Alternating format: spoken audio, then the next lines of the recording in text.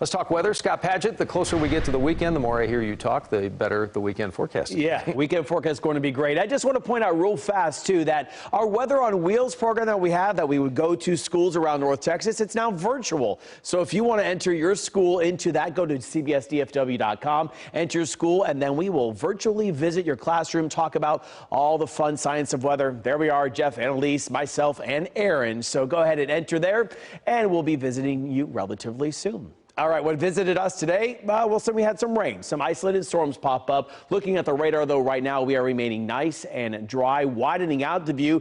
The axis of energy that brought some of that rain today is now shifting further down to the southeast. We have high pressure building in, and what that means for you is a refreshing weekend, as Doug was talking about. Now, right now, we're sitting at 77 degrees, still our dew point in the 60s for us. We're starting to see some of that dry air filter in.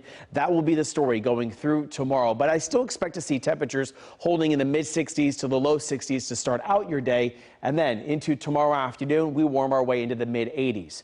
You notice a lot of sunshine in the afternoon, no rain chances in the forecast. Our winds at the surface out of the northeast near about 10 to 15. So we have this drier air moving in. It's going to really want to make you get outside and really soak up the comfortable air. However, the elm, fungus, grass, and ragweed pollens in the high category through tomorrow and through the weekend, even into next week. As you take a look right now on the satellite array to combine, there is post-tropical cyclone Sally making its way through parts of South Carolina into North Carolina. A lot of rain up there, continuing to rain itself out. As we take a look at the Atlantic, look at that. Teddy, a Category 4 hurricane, winds of 140 miles per hour, continuing northwestward track. Closer towards, though, the Gulf of Mexico, you can see that we now have Tropical Depression 22. We've talked about so many so far this season. It's 235 miles east of Tampico. And on a northeastward track by tomorrow morning, possibly Tropical Storm Wilfred.